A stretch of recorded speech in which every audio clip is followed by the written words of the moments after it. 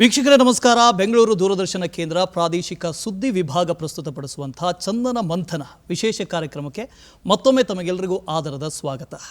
ಇವತ್ತಿನ ಚಂದನ ಮಂಥನದ ವಿಶೇಷ ವಿಷಯ ಬಂದುಬಿಟ್ಟು ವಿಶೇಷ ಚೇತನರ ಸಬಲ ಸಮಾಜದ ಕನಸು. ಈ ವಿಷಯ ಬಹಳ ಪ್ರಸ್ತುತ. ಯಾಕೆ ಅಂದರೆ ಡಿಸೆಂಬರ್ 3ನೇ ತಾರೀಕು ವಿಶ್ವ ವಿಶೇಷ ಚೇತನರ ದಿನಾಚರಣೆಯನ್ನು ನಾವು ಆಚರಣೆ ಮಾಡ್ತಾ ಇದ್ದೀವಿ. ಇಂಥ ಹೊತ್ತಿನಲ್ಲಿ ಸಮಾಜಕ್ಕೆ ನಾವು ತಿಳಿಸ್ಬೇಕು ಏನು ಅಂದರೆ ವಿಶೇಷ ಚೇತನರಿಗೆ ಸರ್ಕಾರ ಯಾವೆಲ್ಲ ಕಾರ್ಯಕ್ರಮಗಳನ್ನು ಹಮ್ಮಿಕೊಂಡಿದೆ, ಯಾವೆಲ್ಲ ಯೋಜನೆಗಳನ್ನು ಮಾಡಿಕೊಂಡಿದೆ, ಜೊತೆಗೆ ಸದ್ಯಕ್ಕೆ ವಿಶೇಷ ಚೇತನರ ಸಾಮಾಜಿಕ ಸ್ಥಿತಿಗತಿ ಏನು, ಶೈಕ್ಷಣಿಕ ಸ್ಥಿತಿಗತಿ ಏನು, ಇದೆಲ್ಲವನ್ನು ಕೂಡ ಸಮಾಜಕ್ಕೆ ಮತ್ತು ನಮ್ಮ ಜನರಿಗೆ ತಿಳಿಸುವಂಥ ಅವಕಾಶ ಇವತ್ತಿನ ಈ ಕಾರ್ಯಕ್ರಮ. ಹಾಗಾಗಿ ಇವತ್ತಿನ ನಮ್ಮ ಈ ಕಾರ್ಯಕ್ರಮದಲ್ಲಿ ಭಾಗಿಯಾಗ್ತಾ ಇದ್ದಾರೆ ಇಡೀ ವಿಚಾರದ ಬಗ್ಗೆ ಮಾತನಾಡೋದಕ್ಕೆ ಎಸ್ ನಟರಾಜ್ ಅವರು, ಜಂಟಿ ನಿರ್ದೇಶಕರು, ವಿಕಲಚೇತನರ ಮತ್ತು ಹಿರಿಯ ನಾಗರಿಕರ ಸಬಲೀಕರಣ ಇಲಾಖೆ, ಬೆಂಗಳೂರು. ಸರ್ ನಮಸ್ತೆ, ಕಾರ್ಯಕ್ರಮಕ್ಕೆ ಸ್ವಾಗತ. ನಮಸ್ತೆ. ಇನ್ನು ನನ್ನ ಜೊತೆ ಸಂದೇಶ್ HR ಅವರು, ಸಹ ನಿರ್ದೇಶಕರು, ಎನೇಬಲ್ ಇಂಡಿಯಾ NGO, ಇವರು ಕೂಡ ಭಾಗಿಯಾಗ್ತಾ ಇದ್ದಾರೆ. ಸರ್ ನಮಸ್ತೆ, ಕಾರ್ಯಕ್ರಮಕ್ಕೆ ಸ್ವಾಗತ. ವಿಶೇಷ ಚೇತನ ದಿನಾಚರಣೆಯನ್ನು ಆಚರಣೆ ಮಾಡ್ತಾ ಇದ್ದೀವಿ.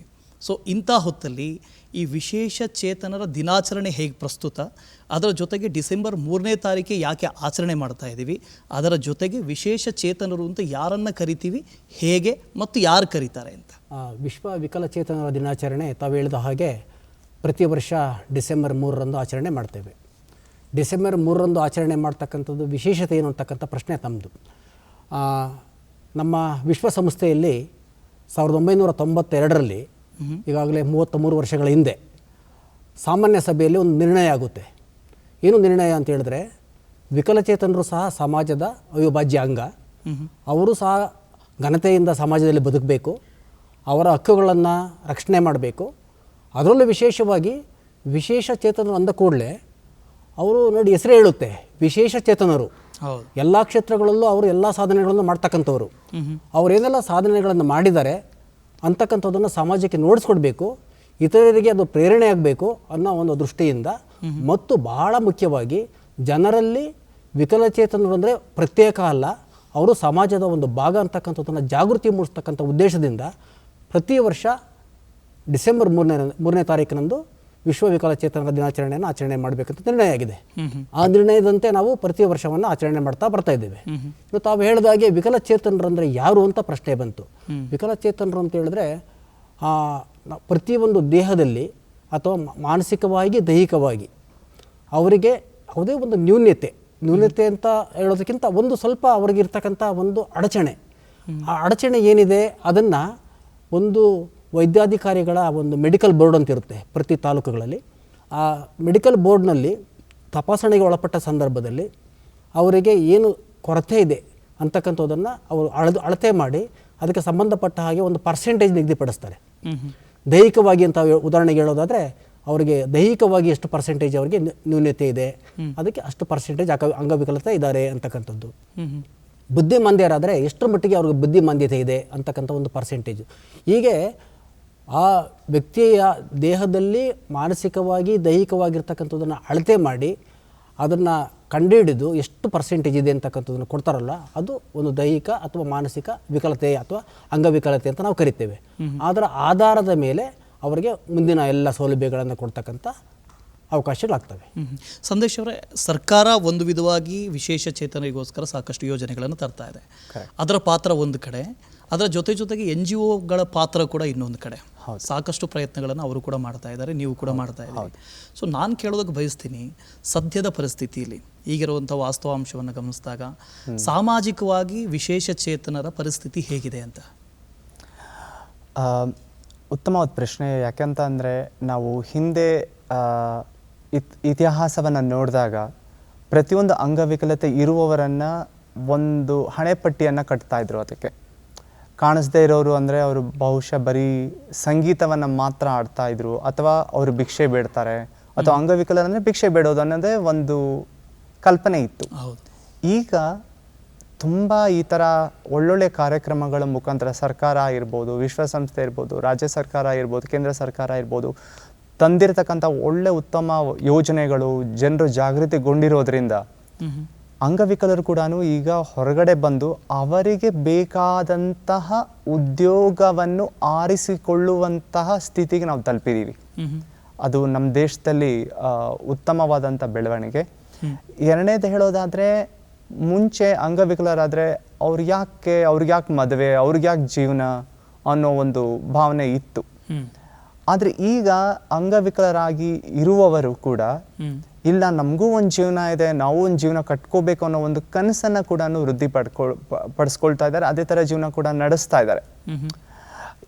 ಹೀಗಾಗಿ ಈಗ ಮುಂಚೆ ಇನ್ನೊಂದು ವಿಷಯ ಹೇಳಬೇಕಂದ್ರೆ, ಹಿಂದಿನ ಕಾಲದಲ್ಲಿ ಕುಟುಂಬಗಳು, ತಾಯಿ ತಂದೆ, ಅಜ್ಜಿ ತಾತ, ಅಣ್ಣ ತಮ್ಮ, ಅಕ್ಕ ತಂಗಿ ಯಾರು ಅಂಗವಿಕಲರಾಗಿರ್ತಾರೋ ಅವರನ್ನು ನೋಡ್ಕೊಳ್ತಾ ಇದ್ರು. ನಾನು ಸಾಯೋವರೆಗೂ ನೋಡ್ಕೊಳ್ತೀನಿ ಅನ್ನೋ ಒಂದು ಭಾವನೆ ಇತ್ತು. ಈಗ ವಿರುದ್ಧವಾಗಿದೆ. ಅಂದರೆ ಅಂಗವಿಕಲರು ತಮ್ಮ ಕಾಲ ಮೇಲೆ ತಾವು ನಿಂತ್ಕೊಂಡು ಕುಟುಂಬವನ್ನು, ತಾಯಿ ತಂದೆಯರು ಇರ್ಬೋದು, ಸಂಬಂಧಿಕರ ಇರ್ಬೋದು, ಅಣ್ಣ ತಮ್ಮ ಅಕ್ಕ ತಂಗಿ ಯಾರೇ ಇರ್ಬೋದು, ಅವರನ್ನು ನೋಡಿಕೊಳ್ಳುವಂತಹ ಆರ್ಥಿಕವಾಗಿ ಸಬಲೀಕರಣಗೊಂಡು ಜೀವನವನ್ನು ನಡೆಸ್ತಾ ಇದ್ದಾರೆ.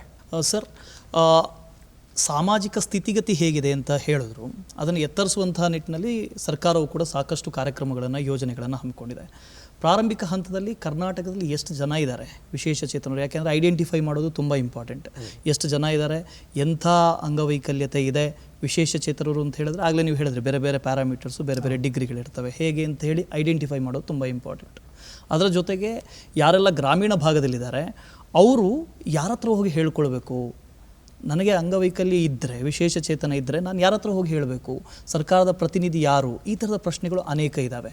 ಸೊ ಸರ್ಕಾರದಿಂದ ಮಾಡಲ್ಪಟ್ಟಂಥ ಒಂದಷ್ಟು ಸರ್ವೆಗಳ ಮೂಲಕ ಎಷ್ಟು ಜನ ವಿಶೇಷಚೇತನರಿದ್ದಾರೆ, ಜೊತೆಗೆ ಯಾವೆಲ್ಲ ಸೌಲಭ್ಯಗಳಿದ್ದಾವೆ ಅಂತ. ಸರ್, ಈಗ 2011ರಲ್ಲಿ ಜನಗಣತಿ ಏನಾಗಿದೆ, ಆ ಜನಗಣತಿಯ ಅಂಕಿ ಸಂಖ್ಯೆಗಳ ಪ್ರಕಾರವಾಗಿ ಕರ್ನಾಟಕದಲ್ಲಿ 13,24,000 ವಿಕಲಚೇತನರಿದ್ದಾರೆ. ಆಗ 2011ರಲ್ಲಿ ಜನಗಣತಿಯ ಆದಂಥ ಸಂದರ್ಭದಲ್ಲಿ ಕೇವಲ 7 ಸ್ವರೂಪದ ವಿಕಲಚೇತನತೆ ಮಾತ್ರ ಇತ್ತು, 7 ಟೈಪ್ಸ್ ಆಫ್ ಡಿಸಬಿಲಿಟೀಸ್. 2016ರಲ್ಲಿ ಅಂಗವಿಕಲರ ವ್ಯಕ್ತಿಗಳ ಹಕ್ಕುಗಳ ಅಧಿನಿಯಮ ಬಂತು. ಆ ಅಧಿನಿಯಮ 2016ರಲ್ಲಿ ಬಂತು. ಅದರ ಪ್ರಕಾರವಾಗಿ ಇವತ್ತು 21 ಥರದ ವಿಕಲಚೇತನತೆ ಇದೆ. ಒಟ್ಟಾರೆ 2011ರ ಸೆನ್ಸಸ್ ನಂತರ ಅಧಿಕೃತವಾಗಿ ಯಾವುದೂ ಸರ್ವೆ ಆಗಲಿಲ್ಲ. ಆದರೆ ನಮ್ಮ ಪ್ರತಿ ಗ್ರಾಮೀಣ ಮಟ್ಟದಲ್ಲಿ, ಗ್ರಾಮ ಪಂಚಾಯತಿ ಮಟ್ಟದಲ್ಲಿ ಗ್ರಾಮೀಣ ಪುನರ್ವಸತಿ ಕಾರ್ಯಕರ್ತ ಅಂತೇಳಿ ಒಬ್ಬ ವ್ಯಕ್ತಿ, ತಾಲೂಕು ಮಟ್ಟದಲ್ಲಿ ತಾಲೂಕಾ ವಿವಿಧ ಉದ್ದೇಶ ಪುನರ್ವಸತಿ ಕಾರ್ಯಕರ್ತ ಅಂತಕ್ಕಂಥ ಒಬ್ಬ ವ್ಯಕ್ತಿ ಪುನರ್ವಸತಿ ಕಾರ್ಯಕರ್ತ. ಅದೇ ಥರ ನಗರ ಪ್ರದೇಶಗಳಲ್ಲಿ ನಗರ ಪುನರ್ವಸತಿ ಕಾರ್ಯಕರ್ತ ಅಂತಕ್ಕಂಥ ಒಬ್ಬ ಕಾರ್ಯಕರ್ತರಿದ್ದಾರೆ. ಇದು ಭಾರತ ದೇಶದಲ್ಲೇ ಕರ್ನಾಟಕದಲ್ಲಿ ಮಾತ್ರ ಅನುಷ್ಠಾನ ಆಗಿರ್ತಕ್ಕಂಥ ಯೋಜನೆ. ಇದು ನಮಗೆ ಹೆಮ್ಮೆ ಇದೆ ನಮ್ಮ ರಾಜ್ಯಕ್ಕೆ. ಈ ರೀತಿಯಾಗಿ ನಮಗೆ ಸರಿಸುಮಾರು 7,000 ಜನ ಪುನರ್ವಸತಿ ಕಾರ್ಯಕರ್ತರು ಗ್ರಾಮೀಣ ಮಟ್ಟದಲ್ಲಿ, ವಾರ್ಡ್ ಮಟ್ಟದಲ್ಲಿ, ತಾಲೂಕು ಮಟ್ಟದಲ್ಲಿ ನಮ್ಮ ಇಲಾಖೆಯಲ್ಲಿ ಇದ್ದಾರೆ. ಎಲ್ಲರೂ ಸಹ ಅವರೆಲ್ಲರೂ ಏನಂತೀವಿ ನಾವು ಗೌರವಧನ ಆಧಾರಿತ ಕಾರ್ಯಕರ್ತರು. ಓಕೆ. ಅವರ ಮುಖಾಂತರ ನಾವು ಸರ್ವೆ ಮಾಡಿಸ್ಕೊಂಡಿದ್ದೀವಿ. ಪ್ರತಿಯೊಂದು ವ್ಯಕ್ತಿಯ, ಪ್ರತಿಯೊಂದು ಮನೆಯಲ್ಲಿ ಯಾವ ವಿಕಲಚೇತನರಿದ್ದಾರೆ, ಅವರ ಸ್ವರೂಪ ಏನು, ಅವರ ವಯಸ್ಸೆಷ್ಟು, ಅವರಿಗೆ ಏನು ವಿದ್ಯಾಭ್ಯಾಸ ಏನಾಗಿದೆ, ಮತ್ತು ಭಾಳ ಮುಖ್ಯವಾಗಿ ಅವರಿಗೆ ಏನು ಪುನರ್ವಸತಿ ಅಗತ್ಯ ಇದೆ.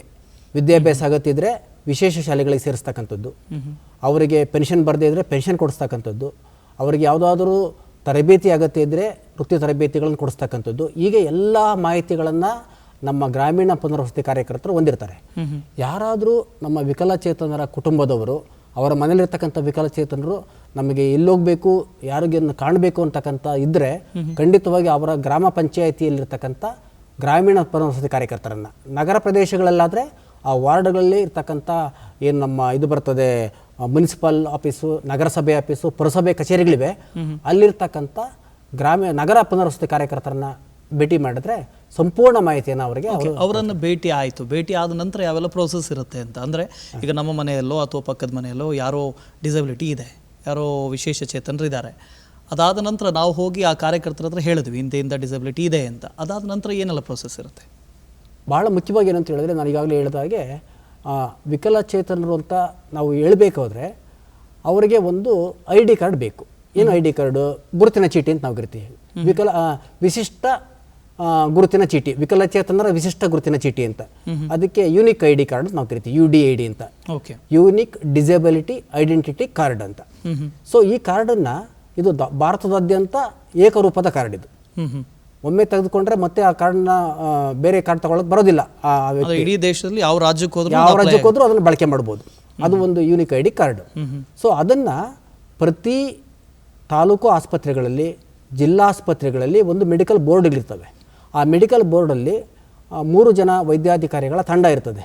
ಅದು ಆ ವೈದ್ಯಾಧಿಕಾರಿಗಳ ತಂಡ ಹೇಗೆ ಅಂತ ಹೇಳಿದ್ರೆ, ಅವರಿಗೆ ಮಾನಸಿಕವಾಗಿ ತೊಂದರೆ ಇದೆ ಅಂತ ಹೇಳಿದ್ರೆ ಸೈಕ್ಯಾಟ್ರಿಸ್ಟ್ ಇರ್ತಾರೆ, ದೈಹಿಕವಾಗಿ ತೊಂದರೆ ಇದೆ ಅಂದರೆ ಆರ್ಥೋಪೆಡಿಷನ್ ಇರ್ತಾರೆ, ಕಣ್ಣು ಕಾಣೋದಿಲ್ಲ ಅಂತ ಹೇಳಿದ್ರೆ ಆಪ್ಥಮಾಲಜಿಸ್ಟ್ ಇರ್ತಾರೆ, ಕಿವಿ ಕೇಳೋದಿಲ್ಲ ಅಂತ ಹೇಳಿದ್ರೆ ENT ಡಾಕ್ಟರ್ಸ್ ಇರ್ತಾರೆ. ಈ ರೀತಿಯಾಗಿ ಅಲ್ಲಿರ್ತಕ್ಕಂಥ ತಜ್ಞರು ಅವರನ್ನು ಪರಿಶೀಲನೆ ಮಾಡಿ ಅವರ ಪರ್ಸೆಂಟೇಜನ್ನು ಹಾಕಿ ಆ ಯೂನಿಕ್ ಐ ಡಿ ಕಾರ್ಡನ್ನು ಕೊಡ್ತಾರೆ ಅವರಿಗೆ. ಅದು ಅವರಿಗೆ ಪರ್ಮನೆಂಟ್ ಐ ಡಿ ಕಾರ್ಡು. ಅದಾದ ಮೇಲೆ ಆ ಯೂನಿಕ್ ಐ ಡಿ ಕಾರ್ಡ್ ಇಟ್ಕೊಂಡು ಒಂದು ತಮಗೆ ಮಾಹಿತಿನ ಹೇಳಲೇಬೇಕಾಗುತ್ತೆ. ಇಲ್ಲಿ ಪರ್ಸೆಂಟೇಜು ಎಷ್ಟು ಬೇಕಾದ್ರೂ ಅವ್ರು ತಗೊಳ್ಬೋದು, ಹಾಕ್ಬೋದು. ಅಂದರೆ ಅವರು ಎಷ್ಟು ಅವ್ರದ್ದು ವಿಕಲತೆ ಇದೆ ಆ ಪ್ರಮಾಣವನ್ನು ಹಾಕಿರ್ತಾರೆ. ಆದರೆ ಸರ್ಕಾರದ ಸವಲತ್ತುಗಳನ್ನು ಪಡಿಬೇಕಾದ್ರೆ ಕನಿಷ್ಠ 40%ಗಿಂತ ಜಾಸ್ತಿ ಇರಬೇಕು. ಅಷ್ಟೇ ಬೆಂಚ್ ಮಾರ್ಕ್. ಅದನ್ನು ನಾವು ಇಲಾಖೆ ಸರ್ಕಾರ ಹೇಳ್ತಾ ಇದ್ದೀವಿ. ಯಾವುದೇ ವಿಕಲಚೇತನ ವ್ಯಕ್ತಿ ಯಾವುದೇ ಸೌಲಭ್ಯ ಪಡಿಬೇಕಾದ್ರೆ ಪರ್ಸೆಂಟೇಜ್ ಬೆಂಚ್ ಮಾರ್ಕ್ 40%. ಅದಕ್ಕಿಂತ ಜಾಸ್ತಿ ಇದ್ದರೆ ಮಾತ್ರ ಅವರಿಗೆ ಸವಲತ್ತುಗಳನ್ನು ಕೊಡಲಿಕ್ಕೆ ಆಗೋದು. ಅದಕ್ಕಿಂತ ಕಡಿಮೆ ಇದ್ದರೆ ಕಾರ್ಡ್ ಇಟ್ಕೊಳ್ಬೋದು, ಆದರೆ ಸವಲತ್ತುಗಳು ಸಿಗೋದಿಲ್ಲ ಅವರಿಗೆ. ಈ ಸವಲತ್ತಿಗೆ ಹುಟ್ಟುತ್ತಾನೆ ಅಂಗವೈಕಲ್ಯ ಇರಬೇಕೋ ಅಥವಾ ಮಧ್ಯಂತರದಲ್ಲಿ ಎಲ್ಲಾದರೂ ಆಕ್ಸಿಡೆಂಟ್ ಆಯಿತು ಅಥವಾ ಇನ್ನೊಂದೇನೋ ಒಂದು ಘಟನೆ ಘಟಿಸ್ತು ಆವಾಗ ಅಂಗವೈಕಲ್ಯ ಆದರೂ ಅವ್ರಿಗೂ ಈ ಸೌಲಭ್ಯಗಳು ಸಿಗ್ತವೆ? ಖಂಡಿತವಾಗಿ ಮಧ್ಯಂತರದಲ್ಲಿ, ಹುಟ್ಟಿನಿಂದ ಅಥವಾ ಮಧ್ಯಂತರದಲ್ಲಿ ಯಾವುದೇ ಸಂದರ್ಭದಲ್ಲಿ ಆದರೂ ಸಹ ಅವರು ವಿಕಲಚೇತನರಾಗಿ ಸರ್ಟಿಫಿಕೇಟ್ ತಗೊಳ್ಬೋದು, ಸೌಲಭ್ಯಗಳನ್ನು ಪಡ್ಕೊಳ್ಬೋದು. ಓಕೆ, ಸೌಲಭ್ಯಗಳ ಬಗ್ಗೆ ಮತ್ತೆ ಮಾತಾಡ್ತೀನಿ. ಸಂದೇಶ್ ಅವರೇ, ಸರ್ಕಾರದಿಂದ ಅನೇಕ ಸೌಲಭ್ಯಗಳಿದ್ದಾವೆ, ಆದರೆ ವಿಶೇಷ ಚೇತನರನ್ನು ಸಮಾಜದಲ್ಲಿ ಮೇಲೆತ್ತರಿಸುವಂಥ ನಿಟ್ಟಿನಲ್ಲಿ NGOಗಳ ಪಾತ್ರ ಏನು ಅಂತ? ತುಂಬ ಉತ್ತಮವಾದ ಪ್ರಶ್ನೆ. ಯಾಕೆ ಅಂತಂದರೆ ಸರ್ಕಾರ ತಗೊಳ್ಳುವಂತಹ ನಿರ್ಣಯಗಳನ್ನು, ಅವರು ತಗೊಂಡ್ಬರುವಂತಹ ಕಾರ್ಯಕ್ರಮಗಳನ್ನು ಈ ಸಮುದಾಯಕ್ಕೆ, ಅಂಗವಿಕಲರ ಸಮುದಾಯಕ್ಕೆ ತಲುಪಿಸುವಂಥ ಕೆಲಸಗಳನ್ನು ನಮ್ಮ ರಾಜ್ಯದಲ್ಲಿ, ನಮ್ಮ ದೇಶದಲ್ಲಿ ಸಾವಿರಾರು ಸಂಸ್ಥೆಗಳು ಕೆಲಸ ಮಾಡ್ತಾ ಇದೆ. ಸರ್ ಹೇಳ್ದಂಗೆ ಈಗ ನಮ್ಮ ದೇಶದಲ್ಲಿ 21 ರೀತಿಯ ಅಂಗವಿಕಲತೆಯನ್ನು ಗುರುತಿಸಲಾಗಿದೆ. ಪ್ರತಿಯೊಂದು ಅಂಗವಿಕಲತೆಯನ್ನು ಒಂದೊಂದು ಸಂಸ್ಥೆಯವರು ಅದನ್ನು ತೆಗೆದುಕೊಂಡು ಅವರಿಗಾಗಿ ಕೆಲಸ ಮಾಡ್ತಾ ಇದ್ದಾರೆ. ನೀವು ಉದಾಹರಣೆಗೆ ನೀವು ನನ್ನ ಕೇಳೋದಾದರೆ, ಕೆಲವೊಂದು ಸಂಸ್ಥೆಗಳು ದೃಷ್ಟಿದೋಷ ಇರುವವರಿಗೆ ಮಕ್ಕಳಿಗಾಗಿಯೇ ದುಡಿಯುವಂಥ ಸಂಸ್ಥೆಗಳಿದ್ದಾವೆ. ಅವರಿಗೆ ವಿದ್ಯಾಭ್ಯಾಸಕ್ಕಾಗಿರಬಹುದು ಅಥವಾ ಅವರ ಒಂದು ಸಬಲೀಕರಣ ಮಾಡೋದಕ್ಕಾಗಿರ್ಬೋದು, ಅವರಿಗೆ ಒಂದು ಮಾನಸಿಕವಾಗಿ, ದೈಹಿಕವಾಗಿ ಅವರಿಗೆ ಉತ್ತೇಜನವನ್ನು ಕೊಟ್ಟು ಅವರ ಪ್ರತಿನಿತ್ಯ ಜೀವನವನ್ನು ನಡೆಸ್ಕೊಳ್ಳೋದಕ್ಕೆ ಅವರಿಗೆ ತರಬೇತಿಗಳನ್ನು ಕೊಡ್ತಾ ಇದೆ. ಅದೇ ರೀತಿಯಲ್ಲಿ ಸರ್ ಹೇಳ್ದಂಗೆ ಇವಾಗ ಒಂದು UDID ಕಾರ್ಡ್ ಏನು ಹೇಳಿದಾರಲ್ಲ, ಇದು ಕೂಡ ಸಂಘ ಸಂಸ್ಥೆಗಳು ತಾವು ಕೂಡ ಅವರ ಜೊತೆಲಿ ನಿಂತ್ಕೊಂಡು ಮಾಡಿಸ್ತಾ ಇರ್ತಾರೆ. ಖಂಡಿತ. ಅದ್ರ ಜೊತೆಯಲ್ಲಿ ಇವಾಗ ನೀವು ಇನ್ನೊಂದು ನೋಡೋದಾದ್ರೆ, ಸಂಘ ಸಂಸ್ಥೆಗಳು ಅವ್ರಿಗೆ ಓದೋದಕ್ಕೋಸ್ಕರ ಉತ್ತೇಜನವನ್ನು ಕೊಡೋದಕ್ಕೋಸ್ಕರ ಅವರಿಗೆ ಸ್ಕಾಲರ್ಶಿಪ್ ಅಂದರೆ ವಿದ್ಯಾ ವೇತನವನ್ನು ಕೊಡೋದಾಗಿರಲಿ, ಅಥವಾ ಅವರಿಗೆ ಪುಸ್ತಕಗಳನ್ನು ವಿತರಿಸೋದಾಗಿರಲಿ, ಅಥವಾ ಅವರಿಗೆ ಇವಾಗ ಉದಾಹರಣೆಗೆ ದೈಹಿಕ ಅಂಗವಿಕಲತೆ ಇರೋರಿಗೆ ದೈಹಿಕವಾಗಿ ನಡೆಯೋದಕ್ಕೆ ಸಹಾಯಕ ಸಲಕರಣೆಗಳು ಬೇಕಾಗತ್ತೆ. ಅದನ್ನ ಉಚಿತವಾಗಿ ಕೊಡುವಂತ ವ್ಯವಸ್ಥೆಯನ್ನ ಮಾಡ್ಕೊಂಡಿದ್ದಾರೆ ದಾನಿಗಳ ಸಹಾಯದಿಂದ. ಸರ್ಕಾರ ಕೂಡ ಅದಕ್ಕೆ ತುಂಬಾ ಉತ್ತಮವಾಗಿ ಮಾಡ್ತಾ ಇದೆ. ಅದ್ರ ಜೊತೆಲಿ ಸಂಘ ಸಂಸ್ಥೆಗಳು ಇನ್ನೊಂದು ಮಹತ್ವರವಾದ ಕೆಲಸಗಳು ಏನ್ ಮಾಡ್ತಾ ಇದ್ದಾವೆ ಅಂದ್ರೆ, ಸರ್ಕಾರಕ್ಕೆ ಮಾಹಿತಿ ಬೇಕು, ಮತ್ತೆ ಸಲಹೆಗಳು ಬೇಕು, ಸೂಚನೆಗಳು ಬೇಕು. ಇದನ್ನ ಸಂಘ ಸಂಸ್ಥೆಗಳು ಪರಿಣಿತರನ್ನ ಅಭಿವೃದ್ಧಿಪಡಿಸಿ ಆ ಪರಿಣಿತರ ಮುಖಾಂತರ ಸರ್ಕಾರಕ್ಕೆ ಸಲಹೆ ಸೂಚನೆಗಳನ್ನ ಕೊಡ್ತಾ ಬರ್ತಾ ಇದೆ. ಉದಾಹರಣೆಗೆ ಎನೇಬಲ್ ಇಂಡಿಯಾ ಸಂಸ್ಥೆ ನೀವು ಕೇಳೋದಾದ್ರೆ, ಉದ್ಯೋಗದ ವಿಚಾರದಲ್ಲಿ ಸರಿಸುಮಾರು ಈಗ ಖಾಸಗಿ ಮತ್ತೆ ಸರ್ಕಾರಿ ಎರಡೂ ಉದ್ಯೋಗಗಳು ನೀವು ಕಲೆ ಹಾಕಿದಾಗ ಸರಿಸುಮಾರು 416 ಕ್ಷೇತ್ರಗಳಲ್ಲಿ 34 ವಲಯಗಳಲ್ಲಿ ಅಂಗವಿಕಲರು ಕೆಲಸ ಮಾಡ್ಬೋದಾಗುತ್ತೆ. ಇದರ ಪುಸ್ತಕ ಕೂಡ ಇದೆ, ಇದು ಕೂಡ ಉಚಿತವಾಗಿಯೇ ಸಿಗುತ್ತೆ. ಅದಕ್ಕೊಂದು ವೆಬ್ಸೈಟ್ ಕೂಡ ಇದೆ, www.enableacademy.org ಅಂತ. ಆ ಸಂಸ್ಥೆಯಲ್ಲಿ ಅಂತರ್ಜಾಲದಲ್ಲಿ ನೀವು ಖಂಡಿತವಾಗ್ಲೂ ಈ ಮಾಹಿತಿಯನ್ನ ಪಡ್ಕೋಬಹುದು. ಅದು ಎಷ್ಟು ಚೆನ್ನಾಗಿದೆ ಅಂದ್ರೆ, ಸರ್ಕಾರಕ್ಕೆ ಆಗಿರ್ಲಿ, ಉದ್ಯೋಗಾವಕಾಶ ಇದೆ ಅಂತ ಯಾವ್ಯಾವ ಕಂಪನಿಗಳಲ್ಲಿ ಕೆಲಸ ಮಾಡ್ತಾ ಇದ್ದಾರೆ. ಈ 21 ಅಂಗವಿಕಲತೆಯಲ್ಲಿ ಇರುವವರು ಯಾವ್ಯಾವ ಕೆಲಸಕ್ಕೆ ಯಾವ್ಯಾವ ಉದ್ಯೋಗವನ್ನ ಮಾಡ್ಬೋದು, ಆ ಉದ್ಯೋಗ ಮಾಡೋದಕ್ಕೆ ಏನ್ ಕೌಶಲ್ಯತೆ ಬೇಕು ಅದು ತುಂಬಾ ಮುಖ್ಯ ನೋಡಿ. ಯಾಕಂದ್ರೆ ಆ ಉದ್ಯೋಗದಾತರಿಗೆ ಯಾರೋ ಒಬ್ರು ಬಂದ್ರು ಅಂಗವಿಕಲರು ಕೆಲಸ ಕೇಳಿದ ತಕ್ಷಣ ಕೊಡಕ್ ಹೋದ್ರೆ ಅವರು ಕೂಡ ಎಡು ಬೀಳ್ತಾರೆ. ಅದಾದ್ಮೇಲೆ ಅದು ಸರಿಯಾಗಿ ಆಗ್ಲಿಲ್ಲ ಅಂದ್ರೆ ಇನ್ನೊಬ್ಬ ಅಂಗವಿಕಲತೆ ಚೆನ್ನಾಗಿ ಕೆಲಸ ಮಾಡೋನ್ ಕೆಲಸ ಸಿಗದೇನೆ ಇರ್ಬೋದು.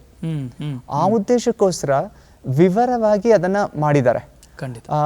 ಈ ರೀತಿ ನೋಡಕ್ ಹೋದ್ರೆ ಇನ್ನೊಂದೇನಾಗತ್ತೆ, ಉದಾಹರಣೆಗೆ ನಿಮ್ಗೆ ಬರೀ ಕೆಲಸ ಸಿಗೋದು ಒಂದೇ ಅಲ್ಲ, ಕೆಲಸ ಮಾಡ್ಬೇಕಾದ್ರೆ ಕೆಲವೊಂದು ನಾವು ವರ್ಕ್ ಪ್ಲೇಸ್ ಸೊಲ್ಯೂಷನ್ ಅಂತ ಇಂಗ್ಲಿಷ್ ಕರಿತೀವಿ.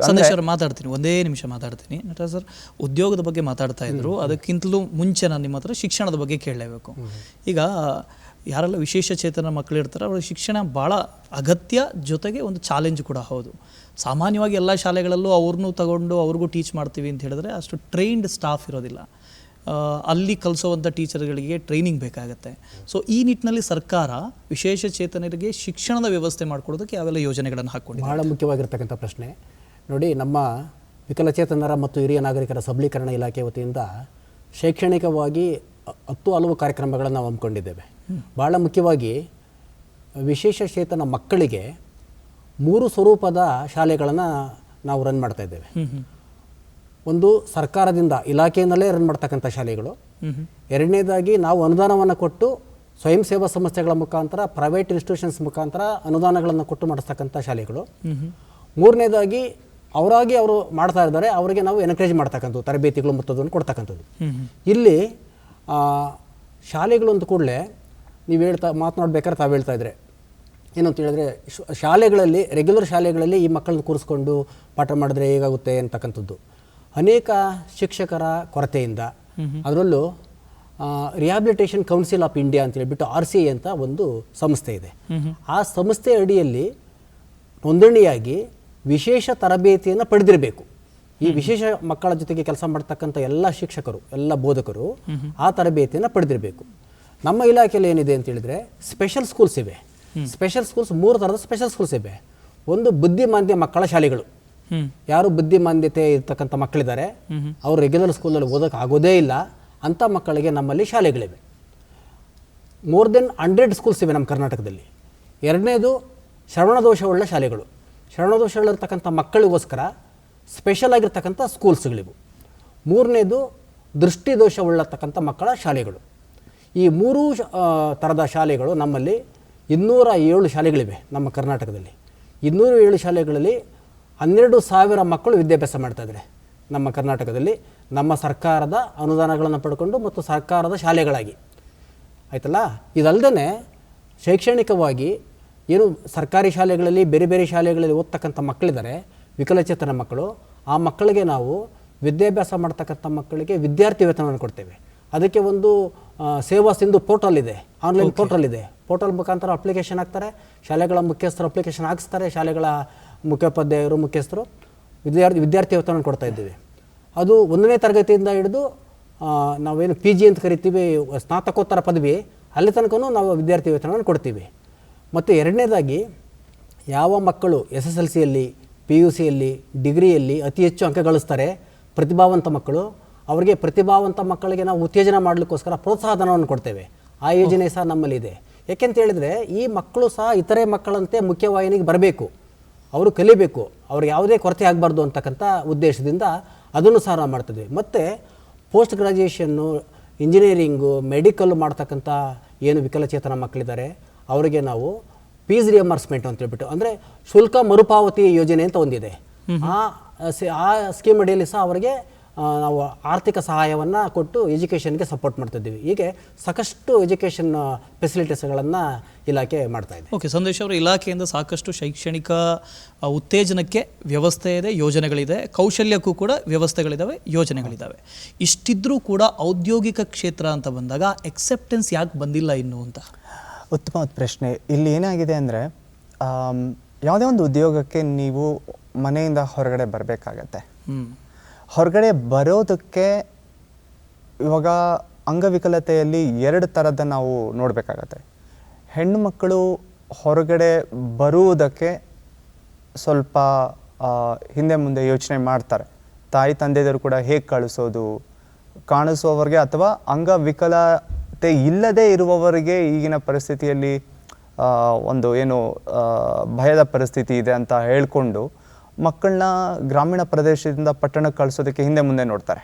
ಅವರಿಗೆ ಆ್ಯಕ್ಚುಲಿ ನಾವು ಈ ತರಬೇತಿ ಸಂಸ್ಥೆಗಳಿಗೆ ಬಂದಾಗ ಆ ಮನೋಭಾವನೆ ಕಡಿಮೆ ಆಗುತ್ತೆ. ಕಡಿಮೆ ಆಗಿ ಉದ್ಯೋಗಕ್ಕೆ ಹೊರಗಡೆ ಬರ್ತಾರೆ. ಎರಡನೇದಾಗಿ ಏನಾಗುತ್ತೆ, ಈ ಮೊಬಿಲಿಟಿ, ಚಲನವಲನ ತರಬೇತಿ ಅಂತ ನಾವು ಏನು ಹೇಳ್ತೀವಿ ಅದನ್ನು ಕಲಿತು ನಾವು ಏನು ಒಂದು ಕೇನ್ ಅಂತ ನಾವು ಏನು ಹೇಳ್ತೀವಿ, ಬಿಳಿಯಾದ ಒಂದು ಬಣ್ಣದಲ್ಲಿ ಇರ್ತಕ್ಕಂಥದ್ದನ್ನು ಹಿಡಿದುಕೊಳ್ಳೋದಕ್ಕೆ ಒಂದು ಯೋಚನೆ ಮಾಡ್ತಾರೆ. ಯಾಕೆ ಆ ಥರ ಯೋಚನೆ ಮಾಡ್ತಾರೆ ಅಂದರೆ, ತನ್ನಲ್ಲಿರ್ತಕ್ಕಂಥ ಅಂಗವಿಕಲತೆಯನ್ನು ಒಪ್ಪಿಕೊಳ್ಳುವುದಕ್ಕೆ ತುಂಬ ಸಮಯ ಬೇಕಾಗತ್ತೆ. ಅಂಗವಿಕಲತೆಯನ್ನು ಬಂದಿರತಕ್ಕಂಥ ಅಂಗವಿಕಲತೆಯನ್ನು ಒಪ್ಕೊಳ್ಳೋದಕ್ಕೆ, ಅದರಲ್ಲೇ ನಾನು ಜೀವನವನ್ನು ಕಟ್ಕೊಳ್ಳೋದಕ್ಕೆ, ನನ್ನನ್ನು ನಾನು ಬೇರೆ ಒಂದು ಸಮಾಜಕ್ಕೆ ಹೋಲಿಕೆ ಮಾಡಿಕೊಂಡಾಗ ಒಪ್ಕೊಳ್ಳೋದಕ್ಕೆ ಸ್ವಲ್ಪ ಟೈಮ್ ತಗೊಳ್ಳೋದು, ಸಮಯ ಅವಕಾಶ ತಗೊಳ್ಳೋದ್ರಿಂದನೇ ಜನರು ಹೊರಗಡೆ ಬರೋದಕ್ಕೆ, ಅಂಗವಿಕಲರು ಹೊರಗಡೆ ಬರೋದಕ್ಕೆ ಒಂದು ಸಮಯ ತಗೊಳ್ತಾರೆ. ವ್ಯಕ್ತಿಗತವಾಗಿ ತಾನು ಅದನ್ನು ಅಕ್ಸೆಪ್ಟ್ ಮಾಡ್ಕೋಬೇಕು. ಹೌದು, ಅಕ್ಸೆಪ್ಟ್ ಮಾಡ್ಕೋಬೇಕು. ಆ ಅಕ್ಸೆಪ್ಟ್ ಮಾಡ್ಕೊಳ್ಳೋದಕ್ಕೆ ವೈಜ್ಞಾನಿಕವಾದಂತಹ ವಿಧಾನ ಇದೆ.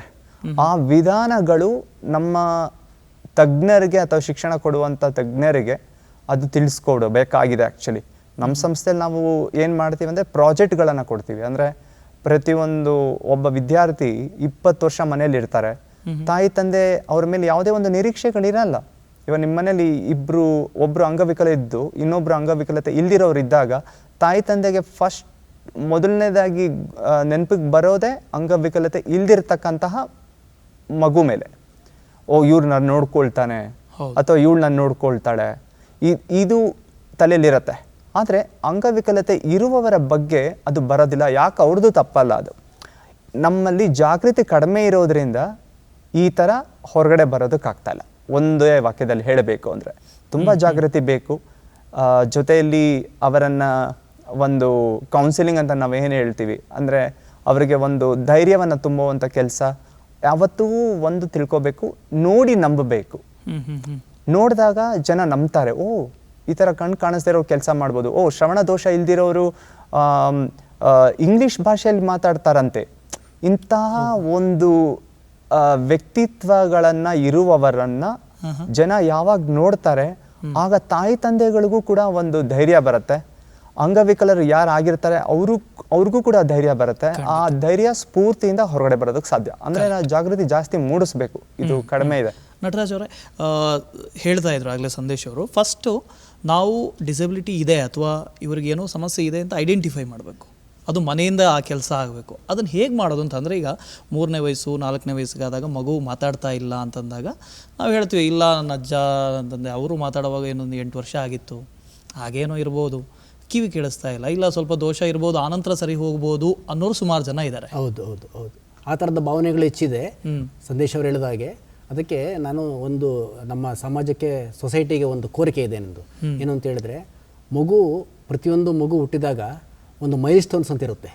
ಮಗು ಹುಟ್ಟಿದಾಗ್ಲಿಂದ ಮಗು 1 ವರ್ಷ ಆಗೋ ತನಕ ಯಾವ ವಯಸ್ಸಿಗೆ ಮಗು ನೋಡಬೇಕು, ಯಾವ ವಯಸ್ಸಿಗೆ ಚಿಟಿಕೆ ಹೊಡೆದಾಗ ನಮ್ಮ ಕಡೆ ಗಮನಿಸಬೇಕು, ಯಾವ ಕುತ್ತಿಗೆ ನಿಂತ್ಕೊಳ್ಬೇಕು, ಆಲಿಸ್ಬೇಕು, ಮತ್ತು ಮಗುವಿಗೆ ಶಬ್ದ ಕೇಳಿಸ್ಕೊಳ್ತಾ ಇಲ್ಲ ಅಂತ ಹೇಳಿದ್ರೆ ಶ್ರವಣದ ಸಮಸ್ಯೆ ಇದೆ ಅಂತ ನಾವು ಭಾವಿಸ್ಕೋಬೇಕು. ನೋಡ್ತಾ ಇಲ್ಲ, ನಮ್ಮನ್ನು ಕಣ್ಣು ಮುಂದೆ ನಾವು ಬೆರಳಾಡಿಸ್ತಾ ಇದ್ದೀವಿ ಆದರೂ ನೋಡ್ತಾ ಇಲ್ಲ ಅಂತ ಹೇಳಿದ್ರೆ ಏನೋ ಸ್ವಲ್ಪ ಕಣ್ಣಿನ ಸಮಸ್ಯೆ ಇರ್ಬೋದು ಅಂತ ಭಾವಿಸ್ಕೊಳ್ಬೇಕು. ತಕ್ಷಣಕ್ಕೆ ನೋಡಿ, ಹೇಗೆ ಅಂತ ಹೇಳಿದರೆ, ಹೆಚ್ಚು ಬೇಗ ನಾವು ವೈದ್ಯರ ಹತ್ರ ಹೋಗ್ತೀವಿ, ಹೆಚ್ಚು ಬೇಗ ನಾವು ಸಂಬಂಧಪಟ್ಟಿರ್ತಕ್ಕಂಥ ತಪಾಸಣೆ ಮಾಡಿಸ್ತೀವಿ, ಅಷ್ಟು ಬೇಗ ಆ ಸಮಸ್ಯೆ ಪರಿಹಾರ ಸಿಗುತ್ತೆ. ನಮ್ಮ ಜನರು ಅದನ್ನು ಭಾಳ ಅರ್ಥ ಮಾಡ್ಕೊಳ್ಬೇಕು. ನಮ್ಮ ತಾತನಿಗೂ ಭಾಳ ತಡವಾಗಿ ಕಿವಿ ಕೇಳಿಸಿತ್ತಂತೆ, ನಮ್ಮ ಅಜ್ಜನಿಗೂ ಭಾಳ ತಡವಾಗಿ ಮಾತು ಬಂತಂತೆ, ಇವಳಿಗೂ ನಿಧಾನವಾಗಿ ಮಾತು ಬರ್ಬೋದು, ನಿಧಾನವಾಗಿ ಕೇಳಿಸ್ಬೋದು ಅಂತಕ್ಕಂಥ ಭಾವನೆ ನಮ್ಮಿಂದ ಹೋಗಬೇಕು. ನಾವು ತಕ್ಷಣಕ್ಕೆ ನಾವು ಕಳ್ಕೊಳ್ಳೋದೇನೂ ಇಲ್ಲ, ಪರಿಹಾರ ಸಿಗುತ್ತೆ ನಮಗೆ. ತಕ್ಷಣಕ್ಕೆ ಎಷ್ಟು ಬೇಗ ಹೋಗ್ತೀವಿ, ಅದು ನಾವು ಒಂದು ಮಾತಿದೆಯಲ್ವಾ, ಗಿಡವಾಗಿ ಬಗ್ಗದ್ದು ಮರವಾಗಿ ಬಗ್ಗೀತೆ ಅಂತ. ಹಾಗೆ ಸಣ್ಣ ವಯಸ್ಸಿನಲ್ಲೇ, ಪ್ರಾರಂಭದಲ್ಲೇ, ಆರಂಭಿಕ ಹಂತದಲ್ಲೇ ಸಹ, ಆರಂಭಿಕ ಏನಂತೀವಿ ನಾವು ಅದನ್ನು ಸ್ಥಿತಿಯಲ್ಲೇ ಸಹ ಅದನ್ನು ಕಂಡುಹಿಡಿದು ಅದಕ್ಕೆ ಪರಿಹಾರ ಕೊಡಿಸಿಬಿಟ್ರೆ ಖಂಡಿತವಾಗಿ ಅದರಿಂದ ಹೊರಗಡೆ ಬರ್ಬೋದು. ಅದಕ್ಕೆ ಸ್ವಲ್ಪ ಸಮಾಜ ಎಚ್ಚೆತ್ತುಕೊಳ್ಬೇಕು, ಹೊರಗಡೆ ಬರಬೇಕು ಅಂತಕ್ಕಂಥದ್ದು. ಖಂಡಿತ. ಅದಾದ ನಂತರ ಆಗಲೇ ಹೇಳ್ತಾ ಇದ್ರು, ಈಗ ಖಾಸಗಿ ವಲಯದಲ್ಲಿ ಔದ್ಯೋಗಿಕವಾಗಿ ಏನೆಲ್ಲ ಸಮಸ್ಯೆಗಳನ್ನು ಎದುರಿಸ್ತಾರೆ, ಅದರ ಜೊತೆಗೆ ಸರ್ಕಾರಿ ಔದ್ಯೋಗಿಕ ವ್ಯವಸ್ಥೆ ಏನಿದೆ ಅದು ಕೂಡ ವಿಶೇಷ ಚೇತನರಿಗೆ ಒಂದಷ್ಟು ರಿಸರ್ವೇಷನ್ಸು ಇದನ್ನೆಲ್ಲ ಕೊಡುವಂಥದ್ದು ಇದೆ. ಆದರೆ ಇನ್ನೂ ಕೂಡ ಜನರಿಗೆ ತಲುಪಿಲ್ಲ ಅದು. ಸೊ ಆ ಯೋಜನೆಗಳ ಬಗ್ಗೆ ಮಾತಾಡ್ಬೋದಾ? ನಮಗೆ ನೋಡಿ, ಈಗ ಆವಾಗಲೇ ತಮ್ಮ ಹತ್ರ ಹೇಳಿದಾಗೆ ಶೈಕ್ಷಣಿಕವಾಗಿ ಒಂದು ರೀತಿಯಲ್ಲಿ ಅವರಿಗೆ ಶಿಕ್ಷಣವನ್ನು ಕೊಡ್ತಾ ಇದ್ದೇವೆ, ತರಬೇತಿಗಳನ್ನು ಕೊಡ್ತೇವೆ. ತದನಂತರ ಅವರಿಗೆ ಉದ್ಯೋಗಾವಕಾಶಗಳು ಸರ್ಕಾರದಲ್ಲಿ, ಕರ್ನಾಟಕ ಸರ್ಕಾರದಲ್ಲಿ ಏನಾಗಿದೆ ಅಂದರೆ ಎಲ್ಲ ವರ್ಗಗಳಲ್ಲಿ ಗ್ರೂಪ್ ಎ ಆ್ಯಂಡ್ ಬಿ ಅಂತ ನಾವು ಕರಿತೀವಿ. ಆಫೀಸರ್ಸನ್ನು ಸೆಲೆಕ್ಟ್ ಮಾಡ್ತೀವಿ. ಯಾವುದೇ ಇಲಾಖೆಯಲ್ಲಿ ಗ್ರೂಪ್ ಎ ಆ್ಯಂಡ್ ಬಿ ಆಫೀಸರ್ಸ್ನ ಸೆಲೆಕ್ಟ್ ಮಾಡ್ತಕ್ಕಂಥ ಎಲ್ಲ ಹುದ್ದೆಗಳಲ್ಲಿ ಕಡ್ಡಾಯವಾಗಿ 4% ರಿಸರ್ವೇಷನ್ ಇದೆ ಅವರಿಗೆ.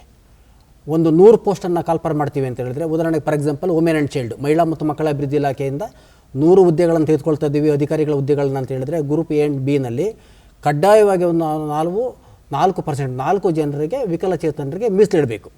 ಇದು ಆ್ಯಕ್ಟಿವ್ ಕಾನೂನಿದು, ಮೀಸಲಿಡಲೇಬೇಕು. ಅದೇ ರೀತಿ ಸಿ ಆ್ಯಂಡ್ ಡಿ ಕೆಳಗಡೆ ಇರ್ತಕ್ಕಂಥ ಹುದ್ದೆಗಳು, ಸಿ ಆ್ಯಂಡ್ ಡಿ ಹುದ್ದೆಗಳಲ್ಲಿ 5% ಕಡ್ಡಾಯವಾಗಿ ಮೀಸಲಿಡಬೇಕು. ಅದರಲ್ಲಿ ನಮ್ಮ ಇಲಾಖೆಯಲ್ಲಿ ಮಹಿಳಾ ಮತ್ತು ಮಕ್ಕಳ ಅಭಿವೃದ್ಧಿ ಇಲಾಖೆ ಮತ್ತು ವಿಕಲಚೇತನರ ಮತ್ತು ಹಿರಿಯ ನಾಗರಿಕರ ಸಬಲೀಕರಣ ಇಲಾಖೆಯಲ್ಲಿ ಪೋಸ್ಟ್ ಐಡೆಂಟಿಫಿಕೇಷನ್ ಕಮಿಟಿ ಅಂತ ಇದೆ ನಮ್ಮಲ್ಲಿ. ಉದಾಹರಣೆಗೆ ಸಾರಿಗೆ ಇಲಾಖೆಯಲ್ಲಿ 200 ಪೋಸ್ಟ್ ಕಾಲ್ಫರ್ ಮಾಡಿದ್ದಾರೆ. 200 ಪೋಸ್ಟಲ್ಲಿ ಒಂದು 50 ಪೋಸ್ಟು ಡ್ರೈವರ್ ಪೋಸ್ಟ್ ಇದೆ ಅಂತ ತಿಳ್ಕೊಳ್ಳೋಣ. 50 ಪೋಸ್ಟ್ ಡ್ರೈವರ್ ಪೋಸ್ಟ್ಗೆ ಬ್ಲೈಂಡ್ ಇರ್ತಕ್ಕಂಥವ್ರು ಕೊಡ್ಬೋದಾ ಅಂತಕ್ಕಂಥ ಪ್ರಶ್ನೆ ಬರ್ತದೆ. ಬ್ಲೈಂಡ್ ಇರ್ತಕ್ಕಂಥವ್ರನ್ನ ಡ್ರೈವರ್ ಪೋಸ್ಟ್ ಕೊಡೋದು ಬೇಕಾಗಿಲ್ಲ. ಆದರೆ ಬೇರೆ ಪೋಸ್ಟ್ಗಳಿದಾವಲ್ವಾ, ಕ್ಲರಿಕಲ್ ಪೋಸ್ಟ್ ಇರ್ಬೋದು, ಬೇರೆ ಬೇರೆ ಅನೇಕ ಪೋಸ್ಟ್ಗಳಿದ್ದಾವೆ.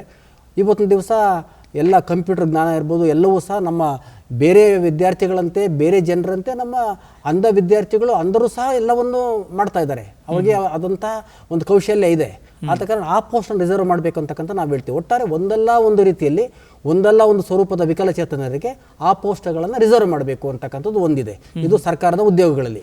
ಇದಲ್ಲದೆ ಈಗ ಮತ್ತೊಂದು ನಮ್ಮಲ್ಲಿ ಆಧಾರ ಅಂತ ಒಂದು ಸ್ಕೀಮ್ ಇದೆ, ಸ್ವಯಂ ಉದ್ಯೋಗ ಮಾಡ್ಕೊಳ್ಳಿಕ್ಕೆ. ಎಲ್ರಿಗೂ ಸರ್ಕಾರಿ ಕೆಲಸ ಸಿಗೋದಿಲ್ಲ, ತರಬೇತಿ ಆಗುತ್ತೆ. ತರಬೇತಿ ಆದಮೇಲೆ ಹಸು ಸಾಗಾಣಿಕೆ ಇರ್ತದೆ, ಕುರಿ ಸಾಗಾಣಿಕೆ ಇರ್ತದೆ, ಬಟ್ಟೆ ವ್ಯಾಪಾರ ಇರ್ತದೆ, ಮತ್ತೊಂದೇನೋ ಮನೆ ಹತ್ರನೇ ಮಾಡ್ತಕ್ಕಂಥ ಕೆಲಸ ಇರ್ತದೆ. ಅವರಿಗೆ ಸ್ವಂತ ಉದ್ಯೋಗ ಮಾಡಲಿಕ್ಕೆ, ಸ್ವಯಂ ಉದ್ಯೋಗ ಮಾಡಲಿಕ್ಕೆ ಆಧಾರ ಅಂತಕ್ಕಂಥ ಒಂದು ಸ್ಕೀಮ್ ನಮ್ಮಲ್ಲಿ ಇದೆ. 1 ಲಕ್ಷ ತನಕ ಆ ಸ್ಕೀಮ್ ಅಡಿಯಲ್ಲಿ ಹಣಕಾಸಿನ ಸೌಲಭ್ಯ ಇದೆ. 50,000 ರೂಪಾಯಿಗಳನ್ನು ಇಲಾಖೆಯಿಂದ ನಾವು ಅವರಿಗೆ ಫ್ರೀ ಕೊಡ್ತೇವೆ. ಇನ್ನು 50,000 ರೂಪಾಯಿಗಳನ್ನು ಬ್ಯಾಂಕ್ನಿಂದ ಅವರಿಗೆ ಲಿಂಕ್ ಮಾಡಿಸಿ ಸೌಲಭ್ಯನ ಕೊಡಿಸ್ಕೊಡ್ತೇವೆ. ಅದನ್ನು ಉಪಯೋಗಿಸ್ಕೊಂಡವರು ಸ್ವಂತ ಉದ್ಯೋಗವನ್ನು ಮಾಡಿ ಅದರಿಂದ ಅವರ ಜೀವನ ಮಟ್ಟವನ್ನು ಸುಧಾರಣೆ ಮಾಡಿಸ್ಕೊಳ್ಬೋದು. ಇದು 2ನೇ ವಿಷಯ. 3ನೇದು, ಈಗ ಒಂದು ಹೊಸದಾಗಿ ಎಲ್ಲ ಪ್ರೈವೇಟ್, ನಮ್ಮ ಸಂದೇಶ್ ಅವರು ಹೇಳಿದಾಗೆ ಪ್ರೈವೇಟ್ NGOs, ಕಂಪನೀಸ್ ಎಲ್ಲ ಕಡೆ ಸಹ ಹೇಗೆ ಸರ್ಕಾರದಲ್ಲಿ ಮೀಸಲಾತಿ ಇದೆಯೋ ಉದ್ಯೋಗದಲ್ಲಿ, ಪ್ರೈವೇಟ್ನಲ್ಲೂ ಮೀಸಲಾತಿ ಕೊಡಬೇಕಂತಕ್ಕಂಥ ಬಿಲ್ಲನ್ನು ಸರ್ಕಾರದ ಮುಂದೆ ತೆಗೆದುಕೊಂಡು ಹೋಗ್ತಾ ಇದ್ದೇವೆ. ಈಗ ನಾವು ಅಲ್ಲಿ ಸಹ ಮೀಸಲಾತಿನ ಕಡ್ಡಾಯ ಕೊಡಬೇಕು ಅವರಿಗೆ ಅಂತಕ್ಕಂಥ ಬಿಲ್ ಈಗ ಸರ್ಕಾರದ ಮುಂದೆ ಇಡಲಿಕ್ಕೆ ನಾವು ಎಲ್ಲವನ್ನು ಸಿದ್ಧತೆಗಳನ್ನು ಮಾಡ್ಕೊಳ್ತಾ ಇದ್ದೇವೆ. ಸಂದೇಶ್ ಅವರು, ಇಷ್ಟೊಂದು ಯೋಜನೆಗಳೆಲ್ಲ ಇದ್ದಾವೆ, ಸಾಕಷ್ಟು ಸೌಲಭ್ಯಗಳಿದ್ದಾವೆ. ಆದರೆ ಒಬ್ಬ ವಿಶೇಷ ಚೇತನ ವ್ಯಕ್ತಿಯಾಗಿ ನಾನೇ ಅಂತ ತಿಳ್ಕೊಳ್ಳೋಣ, ಉದಾಹರಣೆಗೆ ಇದನ್ನೆಲ್ಲ ಪಡ್ಕೊಳ್ಬೇಕು ಅಂತ ಹೇಳಿದ್ರೆ ನಾನು ಏನು ಮಾಡಬೇಕು ಅಂತ ನನ್ನಲ್ಲೊಂದು ಇಚ್ಛಾಶಕ್ತಿ ಬರಬೇಕಲ್ವ? ಹೌದು, ನನಗೆ ಇವತ್ತಿಗೂ ನೆನಪಿದೆ. ನಾನು ಕಳ್ಕೊಂಡಾಗ 1986-87-88ನೇ ಇಸ್ವಿಲ್ ಅಂತ ಅಂದ್ಕೊಳ್ತೀನಿ, ದೂರದರ್ಶನ ಚಾನಲ್ನಲ್ಲಿ ಒಂದು ಘೋಷವಾಕ್ಯ ಬರ್ತಾಯಿತ್ತು, ಅಂಗವಿಕಲರಿಗೆ ಸಹಾನುಭೂತಿ ಬೇಡ, ಅವಕಾಶಗಳು ಮಾತ್ರ ಬೇಕು ಅಂತ. ಅದು ಕೇವಲ ಒಂದೇ ಒಂದು ಕ್ಷಣದ ಘೋಷವಾಕ್ಯ ಎಷ್ಟೋ ಜನರನ್ನ ಹೊರಗಡೆ ಕರ್ಕೊಂಡ್ಬಂದಿತ್ತು. ಅದು 20 ವರ್ಷ ನನಗೆ ಗೊತ್ತಿರೋ ಪ್ರಕಾರ ಅದು ಪ್ರಸಾರದಲ್ಲಿ ಇತ್ತು ಅಂತ ಅಂದ್ಕೊಳ್ತೀನಿ ನಾನು. ಹಾಗೆ ಮಾಧ್ಯಮಗಳಲ್ಲಿ ಮತ್ತು ಜಾಗೃತಿ ಒಂದು ಆಂದೋಲನ ನಡೆದಾಗ ಅವ್ರಿಗೂ ಒಂದು ಆಸೆ ಅನ್ನೋದು ಬರುತ್ತೆ. ಧನ್ಯವಾದಗಳು ಇಬ್ರಿಗೂ ಕೂಡ. ಇಷ್ಟೊತ್ತು ಸಮಯವನ್ನು ನಮಗೆ ಮೀಸಲಾಗಿಟ್ಟಿದ್ದಕ್ಕೆ, ಸಾಕಷ್ಟು ಮಾಹಿತಿಯನ್ನು ಹಂಚಿಕೊಂಡಿದ್ದಕ್ಕೆ ಧನ್ಯವಾದಗಳು ಸರ್. ನಮಸ್ತೆ ಸರ್. ನಮಸ್ತೆ. ಮುಂದಿನ ಸಂಚಿಕೆಯಲ್ಲಿ ಮತ್ತೆ ಭೇಟಿಯಾಗೋಣ. ನಮಸ್ಕಾರಗಳು. ಈ ಕಾರ್ಯಕ್ರಮವು ಸಾಮಾಜಿಕ ಜಾಲತಾಣ ಮಾಧ್ಯಮಗಳಾದ ಯೂಟ್ಯೂಬ್, ಎಕ್ಸ್ ಖಾತೆ, ಇನ್ಸ್ಟಾಗ್ರಾಮ್ ಖಾತೆ, ಫೇಸ್ಬುಕ್ ಖಾತೆ ಹಾಗೂ ವಾಟ್ಸಪ್ ಚಾನಲ್ಗಳಲ್ಲೂ ಕೂಡ ತಾವು ವೀಕ್ಷಿಸಬಹುದು.